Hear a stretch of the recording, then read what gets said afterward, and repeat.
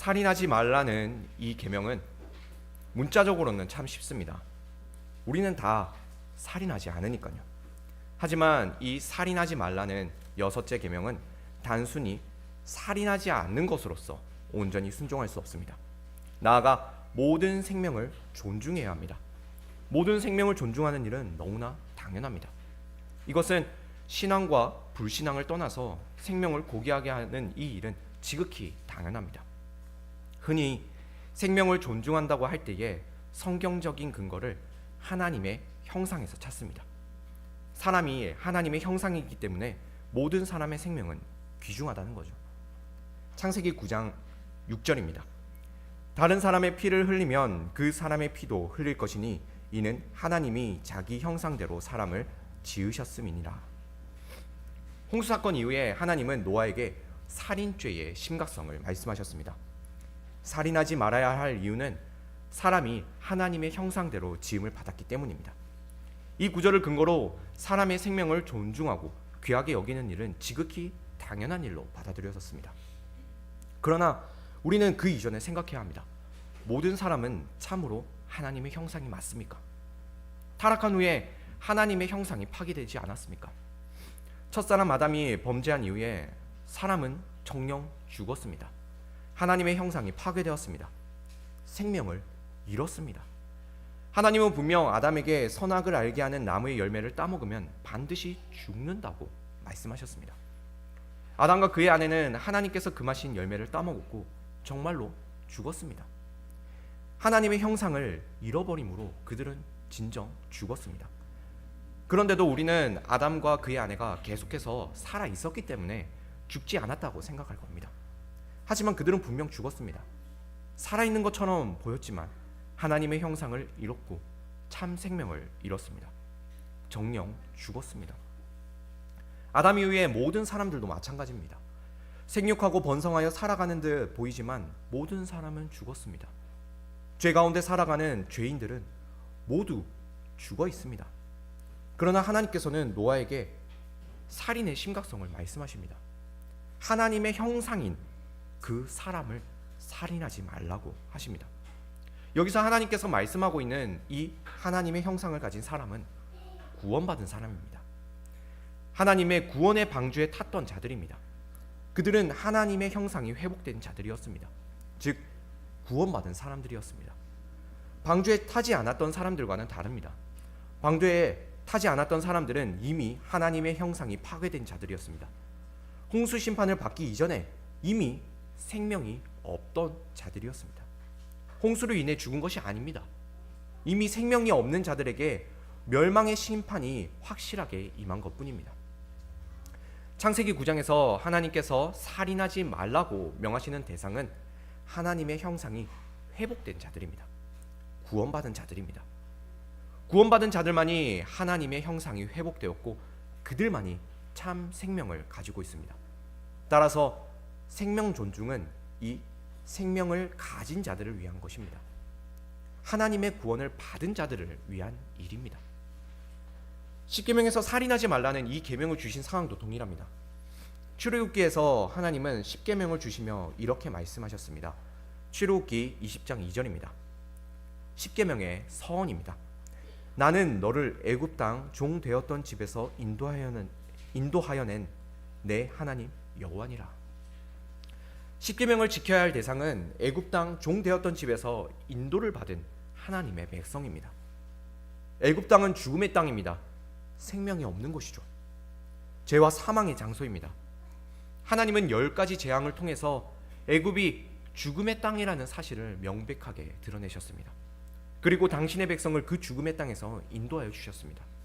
이제 십계명을 받는 대상을 분명합니다. 죽음에서 생명으로 건짐을 받은 구원받은 백성입니다. 그들만이 살인하지 말라는 생명 존중의 계명을 지킬 수 있습니다. 죄와 사망에 속한 자들이 아니라 구원을 받아 생명을 누리고 있는 자들만이 마땅히 그 생명을 존중받아야 하고 존중할 수 있습니다. 따라서 노아의 방주나 출애굽을 통해서만이 참된 하나님의 형상을 말할 수 있습니다. 다시 말해서 구원을 통해서만 참 생명을 말할 수 있습니다. 단순히 하나님의 형상이기 때문에 모든 사람의 생명이 가치 있다고 존중을 받아야 한다고 말할 수 없습니다. 모든 사람은 죄인입니다. 하나님의 형상을 잃어버린 죄인입니다. 죄인에게는 생명이 없습니다. 오직 하나님의 구원 안에서만 하나님의 형상과 참 생명을 말할 수 있습니다. 그렇다면 우리는 질문을 할 수 있습니다. 불신자들은 죽어 마땅한가요? 그들의 살인 행위는 정당한가요? 결코 그렇지 않습니다. 그들에게 생명은 잠재되어 있습니다. 불신자들 역시 하나님의 구원을 받을 기회를 가지고 있습니다. 이는 불신자 그 사람 자체에게 능력이나 소망이 있기 때문이 아닙니다. 하나님 편에서 그들을 향한 가능성을 가지고 계시기 때문입니다. 아직은 구원에 참여하지 못하여 생명이 없지만 하나님은 여전히 세상의 사람들을 향하여 생명 주실 것을 계획하고 계십니다. 우리는 그 하나님의 구원 사역을 믿습니다. 그렇게 하나님께서 아직은 믿음이 없는 자들에게도 앞으로 생명을 주실 그 가능성을 믿습니다. 하나님께서 베푸실 구원의 기회를 우리 손으로 망칠 수 없습니다. 따라서 우리는 세상을 향해 생명의 복음을 전파해야 합니다. 그리고 모든 사람들의 생명을 존중해야 합니다. 하나님이 이미 주신 생명에 대해서 또한 앞으로 주실 생명에 대해서 존중해야 합니다. 하나님께서 이미 생명을 주신 일이나 그리고 앞으로 생명 주실 일을 믿기 때문에 우리는 모든 생명을 아끼고 돌보아야 합니다. 이 살인하지 말라는 계명은 생명 존중의 계명입니다. 여기서 존중받아야 할 생명은 하나님께 받은 생명입니다. 그들은 하나님의 형상을 회복된 자들이며 하나님께 구원받은 자들입니다. 우리는 우선적으로 하나님께 이미 생명을 받은 자들을 귀하게 여겨야 합니다. 나아가 이 계명은 우리에게 적극적인 명령을 덧붙입니다. 앞으로 하나님께 생명을 받게 될 자들에게 생명의 복음을 선포할 것을 명령합니다. 하나님께서 세상을 향하여 행하실 구원 사역을 만방에 선포할 책임이 우리에게 있습니다. 그러기 위해서 구제도 하고 의료를 행하기도 합니다. 사람을 먹이기도 하고 살리기도 하고 보호하기도 합니다. 이 모든 일들은 사람으로 하여금 하나님으로부터 참 생명을 받을 기회를 주기 위함입니다. 결국 생명 주시는 하나님이 계시지 않는다면 우리의 선행은 의미가 없어집니다. 오직 하나님으로부터 참된 생명을 받기 위해서 이 모든 선한 일들이 존재합니다. 우리는 기억해야 합니다. 하나님으로부터 참 생명을 받지 못한다면 정말로 살아있는 것이 아닙니다. 죽어 있습니다. 사람을 정말로 살리는 일은 하나님에게 생명을 받는 일 외에는 없습니다. 그렇다면 하나님은 왜 사람에게 생명을 주셨을까요? 다시 말해서 왜 구원하셨을까요? 시편 118편 17절입니다. 내가 죽지 않고 살아서 여호와께서 하시는 일을 선포하리로다. 이 시인이 고백하듯이 죽지 않고 살아서 해야 하는 일은 하나님께서 하신 일을 선포하는 일입니다. 다시 말해서 살아서 생명을 얻어서 하나님을 예배해야 합니다. 하나님께서 사람에게 생명을 주시고 구원하신 이유는 하나님을 찬양하기 위해서입니다. 하나님은 산자의 하나님이십니다. 살아있는 자들의 예배를 받으십니다. 우리의 신앙 고백이 고백하듯이 사람의 제일 되는 목적이 무엇입니까? 하나님을 영화롭게 하고 하나님으로 즐거워하는 것입니다. 생명 있는 사람은, 구원받은 사람은 하나님을 찬양해야 합니다. 생명 주신 하나님을 찬양해야 합니다. 또한 불신자들의 죽음을 방관해서는 안 됩니다. 그 이유는 그들에게도 하나님을 찬양할 기회가 있어야 하기 때문입니다. 하나님께서 그들에게 하나님을 찬양할 기회를 주실 것이라면 우리는 마땅히 그들에게 생명의 복음을 전파함으로써 그들에게 하나님을 찬양할 기회를 전해야 합니다. 그렇게 모두가 생명을 얻어서 하나님을 찬양해야 합니다. 진정으로 하나님을 찬양하고 예배하는 일은 오직 우리 주 예수 그리스도를 통해서만 가능합니다. 내가 곧 길이요 진리요 생명이니 나로 말미암지 않고는 아버지께로 올 자가 없느니라. 예수 그리스도만이 하나님 아버지께 유일한 예배할 수 있는 유일한 길입니다. 그리고 유일한 생명이 되십니다. 예수님은 생명 그 자체이십니다. 하나님은 아들 예수 그리스도를 우리에게 주심으로써 우리에게 생명을 주십니다.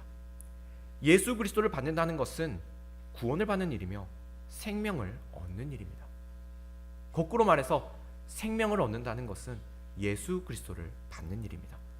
우리 주 예수 그리스도는 참된 생명 그 자체이시지만 동시에 참 하나님이십니다.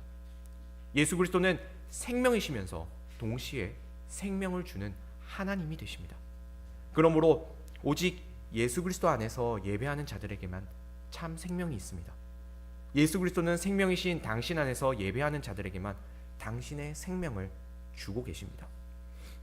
우리는 지금 예수 그리스도께서 생명을 주시는 현장에 있습니다. 예수 그리스도께서 당신의 몸 안에 있는 자들에게 생명을 주십니다. 그리고 예배하는 자들에게 바로 당신을 주고 계십니다. 생명이신 당신을 주고 계십니다. 여섯 번째, 살인하지 말라는 이 계명은 일반적인 생명을 존중하라는 명령처럼 보입니다. 하지만 이 계명은 예수 그리스도께만 참 생명이 있음을 가르쳐주고 있습니다. 예수 그리스도께서 생명 주시는 예배에만 진정한 생명이 있습니다. 하나님은 이 여섯째 계명을 통해서 우리에게 예수 그리스도를 받으라고 하십니다. 생명 얻으라고 하십니다. 그리고 예수 그리스도를 직접 주는 예배에 나오라고 초청하고 계십니다. 그렇다면 지금 여러분들은 이 예배를 통해서 예수 그리스도께 생명을 받고 계십니까? 죄와 사망에서 벗어나 참된 생명이 우리 안에서 약동하고 있습니까? 우리는 그리스도 안에서 생명을 누림으로써 이 여섯째 계명을 지켜야 합니다. 그저 사람을 죽이지 않는 것이 아니라 생명이 흘러넘쳐야 합니다. 우리는 이 생명 얻는 예배를 통해서 여섯째 계명을 온전히 이룰 수 있습니다. 나아가 우리가 이 여섯째 계명을 지키는 적용에 대해 살펴보겠습니다. 여섯째 계명은 예배와 깊은 연관이 있다고 앞에서 말씀드렸습니다. 이를 생각할 때에 마태복음 5장에서 예수님께서 하신 말씀의 의미를 더 쉽게 풀 수 있습니다. 예수님은 마태복음 5장 21절에서 살인하지 말라는 계명에 대해 설명을 시작하십니다. 옛 사람에게 말한 바 살인하지 말라, 누구든지 살인하면 심판을 받게 되리라 하였다는 것을 너희가 들었으나, 이어서 22절에서는 형제에게 노하는 자는 심판을 받게 될 것이라고 하십니다. 또 형제를 욕하는 자는 지옥불에 들어가게 될 것이라고 하십니다. 형제에게 화를 좀 낸 것 치고는 너무 큰 벌이 아닙니까? 형제를 비방했다고 지옥불까지 들어가야만 합니까? 하지만 형제의 예배하는 일을 방해했다면 이 벌은 그리 크지 않습니다. 형제로 하여금 생명 얻는 예배로 가는 길을 방해했으니 그는 살인을 저지른 겁니다. 그래서 예수님은 예물을 제단에 드리려다가 형제에게 원망받을 일이 있으면 얼른 가서 화해하고 오라고 하십니다. 형제가 화해한 다음에 예배를 드리라 하십니다. 내가 형제를 괴롭힌다면 그 형제는 나 때문에 예배에서 하나님과 화평을 누리지 못합니다. 나로 싸운 일로 인해서 예배 안에서 예수 그리스도를 얻지 못합니다. 그 형제는 나 때문에 생명 얻는 예배에서 단절됩니다. 나 때문에 누군가가 생명으로부터 끊어졌으니 이것이 살인이 아니면 무엇이겠습니까? 이어서 생각해보면 그렇습니다. 단순히 형제를 미워하거나 싸우는 것만으로 살인이라 할 수 없습니다. 하지만 형제를 생명 얻는 예배로 나아가지 못하게 만든다면 그건 분명 살인입니다. 예를 들어서 말씀 사역자가 있습니다. 말씀 사역자는 오직 생명 주시는 예수 그리스도만을 선포해야 합니다. 그렇지 않는다면 그는 성도들을 살인하고 있는 겁니다. 설교를 통해서 오직 예수 그리스도께만 생명이 있음을 선포해야 합니다. 그러나 많은 목회자들이 설교를 통해서 오직 예수 그리스도께 생명이 있음을 선포하지 않습니다. 다른 복음을 제시하고 개인적인 경험담이나 사변을 설파합니다. 그러면 그는 살인을 저지르고 있는 겁니다. 성도들이 예수 그리스도의 생명을 얻지 못하도록 회방하고 있는 무자비한 살인을 저지르는 겁니다. 혹시 이 시간에도 성도님들이 생명 주시는 예수 그리스도를 얻지 못하고 설교자나 다른 것들에 집중하게 된다면 저는 여러분들을 살인하고 있는 겁니다. 그러니 설교자는 설교를 통해서 자신을 포함한 모든 성도가 오직 예수 그리스도를 얻을 수 있도록 해야 합니다. 생명이신 예수 그리스도를 누릴 수 있도록 해야 합니다. 하지만 많은 목회자들이 성도로 하여금 예수 그리스도를 바라보지 못하도록 만듭니다. 목회자 자신에게 집중하도록 합니다. 그렇게 사람들을 자신에게 사유시킵니다. 하나님의 소유가 되게 하지 않고 목회자 자신의 소유물이 되게 합니다. 연약한 사람을 압박한다든지 자신의 말만을 따르도록 합니다. 요즘 유행하는 말로 가스라이팅이라고 하죠. 이는 다른 사람에게서 예수 그리스도를 빼앗아가는 일이기도 하지만 정작 이 설교자 역시도 예수 그리스도를 상실하는 일이기도 합니다. 그렇게 자신의 생명을 잃어버립니다. 예수님은 살인하지 말라는 가르침과 함께 형제와 화목하라고 교훈을 주셨습니다. 이때를 생각해 봅시다. 마태복음 5장 25절입니다. 앞에 구절과 이은 내용입니다. 너는 고발하는 자와 함께 길에 있을 때에 급히 사화하라. 그 고발하는 자가 너를 재판관에게 내어주고 재판관이 옥리에게 내어주어 옥에 가둘까 염려하라. 악한 목회자로 인해 예수 그리스도께 생명을 얻지 못한 자가 재판관이신 하나님께 고발할 날이 반드시 옵니다. 재판관이신 하나님은 고발당한 이 악한 목회자를 결코 가만히 두지 않으실 겁니다. 심지어 그때가 최종 심판의 날이라면 그는 더 이상 회개할 기회조차 얻지 못할 겁니다. 그러므로 직분에 충실하지 못한 목회자는 다른 사람을 죽일 뿐만 아니라 스스로도 영원한 죽음에 빠질 겁니다. 장로의 직분도 그렇습니다. 성도들이 말씀대로 살아가지 않고 죄와 더불어 살아가는데도 불구하고 장로가 성찬의 문을 활짝 열어둔다면 그 성찬의 상은 살인의 현장이 될 것입니다. 예수 그리스도의 몸과 피가 아니라 자신의 죄와 독을 먹고 마시는 지독한 현장이 될 겁니다.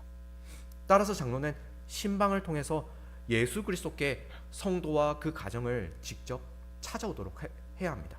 신방을 통해서 예수 그리스도의 생명 주시는 사역을 해야 합니다. 또한 성찬문을 열고 또 닫기도 해서 성도들이 생명의 떡과 생명의 잔만을 먹고 마실 수 있도록 해야 합니다. 이렇게 직분자는 자신의 직분에 최선을 다함으로써 6번째 계명을 지킵니다. 설교나 성찬만이 아닙니다. 기도도 마찬가지입니다. 말씀 선포, 성례, 기도, 이 모두는 은혜의 방편들입니다. 예수 그리스도께서 은혜를 주시는, 바로 생명을 주시는 수단들입니다. 우리는 이 공예배 속에 있는 모든 요소들이 모두 우리 주님께서 생명 주시는 방법이라는 사실을 알아야 합니다. 우리는 예수를 주라 고백하는 이 예배 안에서만 참 생명을 기대할 수 있습니다. 이 예배 안에서만 살아있음을 느낄 수 있습니다. 장차 부활의 몸을 입고 영원한 하나님 나라에 가서 우리가 할 일이 무엇이겠습니까? 바로 예배하는 일입니다. 저 천상에서 영원히 예배를 드립니다. 예배 안에서만 예수 그리스도의 생명이 있는 줄을 믿고 고백하는 자들은 이미 지금 생명을 얻었습니다. 그리고 장차 올 영원한 나라에서도 영원한 생명을 누릴 것입니다. 오늘날 한국 사회에 출산율이 저조한 것으로 인해 많은 고민들이 있습니다. 교회 역시도 이 고민을 함께 하고 있습니다. 출산율이 줄어드니 자연스럽게 주일학교 학생들이 적어집니다. 주일학교의 학생들도 적어지고 신학교에 가려는 사람들도 적어집니다. 그러면 자연스레 교회의 개체수도 줄어만 갈 겁니다. 하나님은 당신의 형상대로 사람을 지으시고는 바로 명령하셨습니다. 생육하고 번성하여 땅에 충만하라. 아담을 지으셨을 때도 그랬습니다. 그리고 홍수 심판한 이후에 노아를 방주에서 구원하시고 너는 하나님의 형상이라 하시면서도 이 말씀을 하셨습니다. 생육하고 번성하라는 이 명령을 하셨습니다. 생명이 있다면, 하나님의 형상을 가졌다면 그 생명은 풍성해져야 합니다. 오늘날 교회들이 이를 근거로 자녀를 많이 낳을 것을 권유합니다. 이는 참 좋은 일입니다. 하지만 먼저 생각해 보아야 합니다. 정말 교회에 아이들만 많아지면 되는 겁니까? 그러면 그 교회에 생명이 넘쳐나나요? 자녀들이 많이 태어난다고 해서, 사람이 많아진다고 해서 정말로 그 교회에 생명이 넘쳐나는 겁니까? 이는 그저 교회를 욕하기 위해서 하는 말이 아닙니다. 사실 세속정부가 출산율을 줄여야 한다고 했을 때에는 교회가 아무런 말 없이 자녀를 적게 낳았습니다. 그런데 이제 세속정부가 출산율을 높여야 한다고 하니 교회는 성경을 근거로 자녀를 많이 낳아야 한다고 합니다. 교회가 세속정부의 말에 따라 움직이고 있습니다. 하지만 교회가 움직이는 근거는 세상의 문화와 환경이 아닙니다. 오직 하나님의 말씀이 우리 생활의 근거가 되어야 합니다. 그럼에도 자녀를 많이 출산하려는 이런 움직임들은 좋은 일입니다. 자녀는 분명 하나님께서 주시는 복입니다. 하지만 그 자녀가 예수 그리스도로부터 생명을 얻지 못한다면 그 자녀는 복이 아닙니다. 예수 그리스도 안에서 생명을 얻는 자녀만이 복됩니다. 그냥 자녀만 많다고 복이라고 치부한다면 세상과 말씀의 차이가 무엇이겠습니까? 바로 여기에서 대부분의 교회들이 말씀보다는 세상의 풍조를 따라서 자녀 출산을 말하고 있다는 증거가 확인됩니다. 자녀는 많이 낳으라고 하지만 정작 어린 자녀들을 공예배에 참석시키지 않습니다. 생명 얻는 이 예배에 참석시키지 않습니다. 한국 교회의 공예배는 어른들만의 전유물입니다. 어린 자녀들에게는 생명 얻는 예배로 가는 문이 막혀 있습니다. 어차피 설교도 못 알아들을 테니까 나가 있으라고 합니다. 혹시 아기가 울면 예배에 방해가 되니 어린 아기를 가진 부모는 다른 방에 가 있으라고 합니다. 교회들이 이렇게 생명 얻는 예배로의 문을 가로막고 있습니다. 사실 어른들은 잘 모릅니다. 정말로 설교를 잘 알아듣고 있는 건 어린 자녀들입니다. 함께 식사를 하면 물어보십시오. 오히려 우리 자녀들이 설교를 더 잘 알아듣고 있을 겁니다. 분명 우리 어린아이들에게는 예수 그리스도라는 생명이 자라가고 있습니다. 다만 우리는 부모로서 또한 교회 어른으로서의 직분에 최선을 다하면 됩니다. 그러니 자주 아이들에게 물어보십시오. 예배 안에서 예수 그리스도라는 생명을 얻고 있는지를요. 그리고 고민해야 합니다. 어떻게 하면 우리 자녀들이 더욱 생명 얻는 일에 나아갈 수 있는지를요. 때로는 다독이기도 하고 때로는 혼을 내기도 해야 합니다. 부모로서 어른으로서 무엇보다 해야 할 일은 먼저 모범을 보이는 일이겠죠. 우리는 단순히 자녀만 많이 낳는 것이 아니라 이 예배에 자녀들이 생명을 얻을 수 있게 함으로써 우리의 의무를 다할 수 있는 겁니다. 근본적으로 사실 살인하지 말아야 할 대상은 나 자신입니다. 사람이 만일 온 천하를 얻고도 제 목숨을 잃으면 무엇이 유익하리요? 사람이 무엇을 주고 제 목숨과 바꾸겠느냐? 다른 사람의 생명을 위해서 살아놓고는 정작 자신의 목숨을 잃어버린다면 무슨 소용이 있겠습니까? 정작 나 스스로가 예수 그리스도를 잃어버린다면 무슨 유익이 있겠습니까? 예수 그리스도께 생명을 받아야 할 1차적인 대상은 바로 나 자신입니다. 내가 생명을 얻어야 합니다. 내가 나를 죽이면 안 됩니다. 자살하면 안 됩니다. 예배 안에서 예수 그리스도께 생명을 얻어야 할 대상 중에 반드시 내가 포함됩니다. 우리는 이 사실을 잊어서는 안 됩니다. 정말 예수 그리스도께서 예배를 통하여 당신의 생명을 주고 있다는 사실을 믿는다면 우리는 이 예배를 정말로 소중하게 여겨야 합니다. 그러기 위해서 예배 시간에 늦지 않아야 합니다. 천하보다 귀한 생명을 얻는 시간에 어찌 늦을 수 있겠습니까? 미리 와서 예배를 준비해야 합니다. 집에서 일찍 일어나 준비를 해야겠죠. 아니 그 전날에 일찍 잠자리에 들어야 합니다. 예배 시간에 꼬박꼬박 졸지 않도록 충분한 숙면을 취해야 합니다. 밭에 보화가 있다는 사실을 알았는데 어찌 가만히 있을 수 있겠습니까? 예배 중에 생명의 보화가 떨어진다는데 어찌 잠이 오겠습니까? 더 많은 보화를 얻기 위해서 우리는 모든 노력을 기울여야 합니다. 그러기 위해서 예배를 방해하는 모든 일들을 미리 해결해야 합니다. 혹시 토요일에 부부싸움을 했다면 예배 전에 화해해야죠. 업무가 예배를 방해해서도 안 됩니다. 그건 시험 공부를 하는 것이나 가사일도 마찬가지입니다. 예수 그리스도께 생명을 얻는 예배를 방해하는 모든 일들은 전부 살인입니다. 당장은 죽지 않는 것처럼 보이겠죠. 마치 아담이 선악을 알게 하는 나무의 열매를 따먹고도 여전히 살아있는 것처럼 보였으니까요. 하지만 아담은 하나님의 말씀에 불순종했을 때 정령 죽었습니다. 생명나무의 열매를 사랑하지 않았을 때 그는 이미 죽었습니다. 그러나 우리는 정말로 생명을 사랑해야 합니다. 유일한 생명이신 예수 그리스도를 사랑해야 합니다. 오직 예수님께만 생명을 얻는다는 이 사실을 믿어야만 합니다. 여러분의 생명은 어디에 있습니까? 지금 숨을 쉬고 있다고 정말로 살아있는 걸까요? 아닙니다. 우리의 진짜 호흡, 우리의 진정한 심장 박동, 우리의 생명의 피는 오직 예수 그리스도께 있습니다. 지금 이 예배 안에서 예수 그리스도를 느끼고 계십니까? 그분이 우리 안에, 우리가 그분 안에 있다면 우리는 살아있는 사람들입니다. 생명을 얻고 누리고 있는 사람들입니다. 그러므로 이 생명을 가볍게 여기지 마십시오. 예수 그리스도를 잃지 마십시오. 오직 생명 주시는 예수 그리스도를 사랑하고 예배합시다. 나아가 나뿐만이 아니라 다른 사람까지도 예수 그리스도의 생명을 얻을 수 있도록 함께 예배합시다. 이제 우리 삼위 하나님은 참 생명을 가진 자들을 영원한 생명의 땅으로 인도하실 겁니다. 아멘.